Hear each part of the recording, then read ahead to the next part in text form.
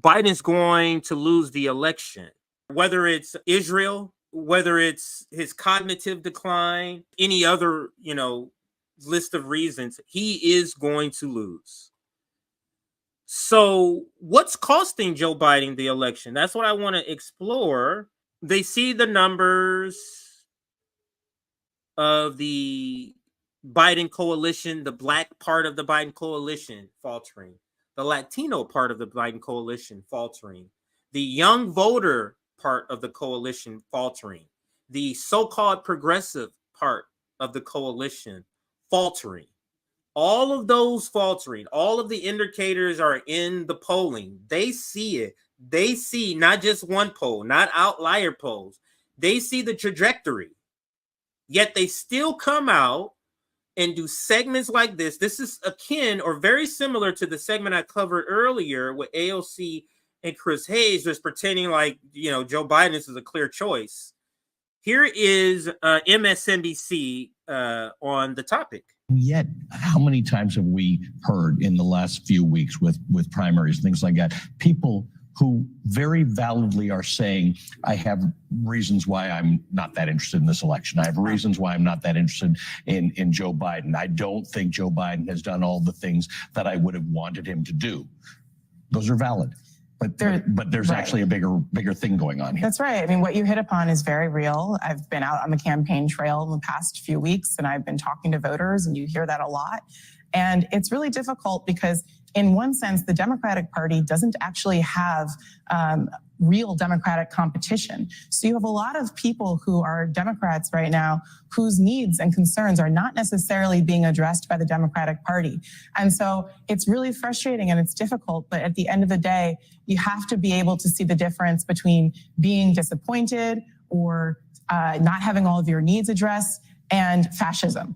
Mm-hmm. So this is a very clear choice, and I think people need to. What if not having your needs? What if the reason you're not having your needs addressed is fascism? What if that's your choice? Because that's the choice that the working class has with either candidate. It is going to be a fool's errand trying to sell democracy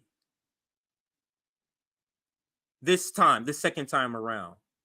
Again, what was different, there was several dynamics that was different in 2021 why you could sell democracy, because we hadn't lived through a Biden administration. So people let their imaginations wander. We're going to be jogging through, fields of flowers and in slow motion music. That's what's going to happen when Biden gets elected.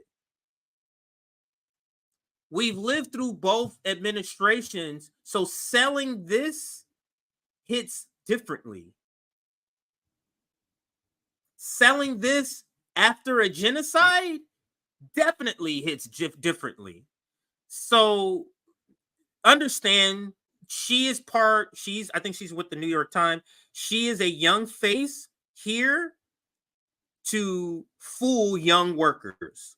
She is a young sellout young sellout, a willing sellout that is young and willing to sell out all the things people in her age group really want in order to fool them to vote for Joe Biden. Him to do. Those are valid. But there's actually a bigger thing going on here. That's right. I mean, what you hit upon is very real. I've been out on the campaign trail in the past few weeks, and I've been talking to voters, and you hear that a lot. And it's really difficult because in one sense, the Democratic Party doesn't actually have real Democratic competition. So you have a lot of people who are Democrats right now whose needs and concerns are not necessarily being addressed by the Democratic Party. And so it's really frustrating. Are you hearing what she's saying? She's saying that the Democrats don't have real competition, so it's a real thing that they're not delivering because they don't have competition. So she's acknowledging that, yes, you're not getting what you want, But aren't you also acknowledging that it's not a possibility that I'm ever going to get anything? Isn't that what you're also acknowledging? That I'm never going to get anything through the Democratic Party? Frustrating and it's difficult, but at the end of the day, you have to be able to see the difference between being disappointed or not having all of your needs addressed. So this is so classically the professional managerial class. They want you to put what they want ahead of what you need. Yeah. Come together, set aside the genocide, set aside he didn't deliver on student loan debt forgiveness, set aside all of that in order for this larger goal, because we said the goal is larger. Now, if I were to ask all of you, is it more important to save this United States empire's version of democracy, or is it more important for you to put food on your table? Or is it more important for you to be able to pay all your bills? Or is it more important for you not to die at 45, 55 for being overworked of a heart attack?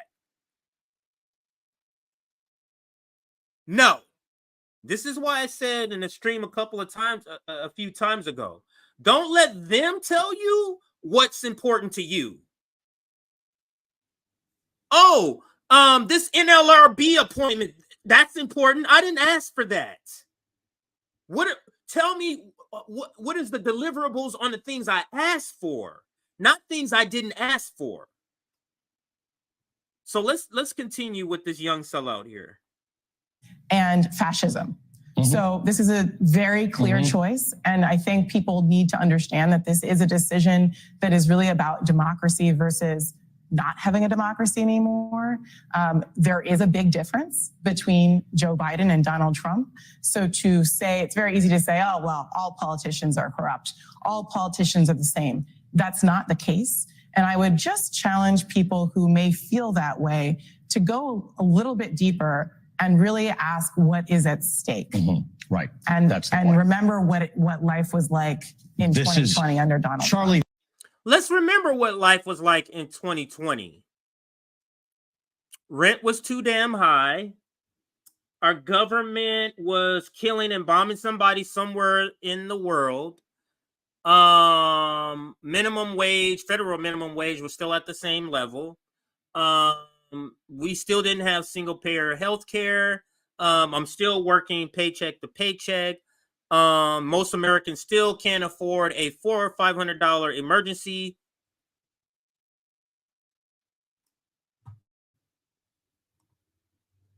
You see why that's hard to sell saving democracy to people whose vision of American democracy is not good.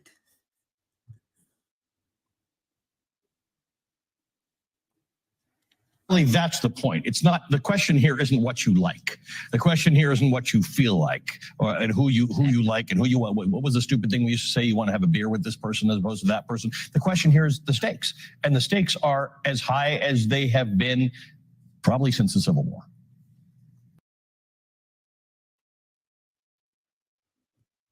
You know what's crazy? You see how they describe Joe, you see how this boogeyman they're making out of Donald Trump? What happens when he wins? And you have to deal with him.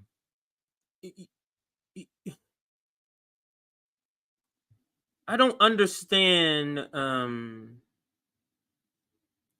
Who is this reaching? You ever been watching CNN or any cable news story? It's like, who is this segment? Who is the target audience for this segment?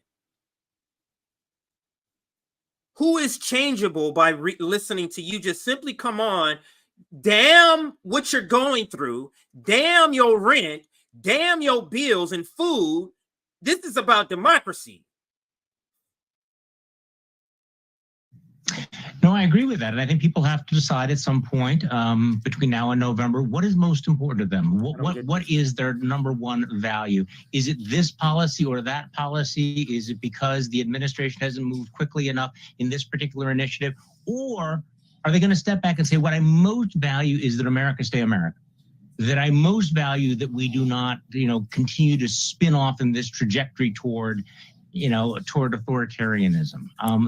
That there are certain standards of character. Look, I mean, part of the feeling that I think a lot of people are taking crazy pills is that we are talking about a man running for president, Donald Trump, who has been found liable for sexually assaulting a woman and then defaming him. I want people to think about this. We've moved past, can you shoot somebody in the middle of Fifth Avenue, to can you rape someone in the middle of Fifth Avenue and then lie about it and have one of the two major American political parties say that is okay? That would be a disqualifying thing for any other position of trust in America, at any other level of politics. So I guess the American people are going to have to decide, not just are they going to stand with democracy versus authoritarianism, but are they going to change? Are we going to change all of our standards to the point we would put somebody like that back in the office held by George Washington and Abraham Lincoln? So a lot of this has to do with who we are as a people and what we really value the most. Like, this will work great on my mom. I don't know who is this targeted to. There's nobody under 40 years old that watches. How many times have we MSNBC that watches cable news? So who is this for would be my question. Now, this is a quick video here, but this is interesting.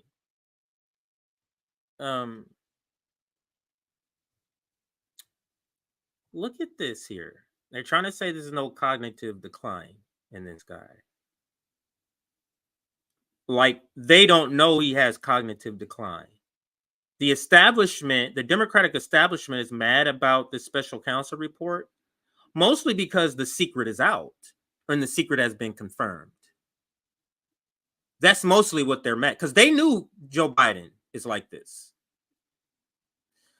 But let's listen to this video that kind of speaks to that. How his team, the Biden administration cabinet, knows he is in severe cognitive decline. Listen. When it comes to interviews, at this point in their presidencies, Obama did 422 interviews. Trump did 300. Biden so far, 86. Now, why would that be? Because I remember when Donald Trump was doing 300. Mainstream media, corporate media, they were like on him. Oh, Obama did way more. Now look at Joe Biden. 86. Wow, it's like close to his age. It's funny.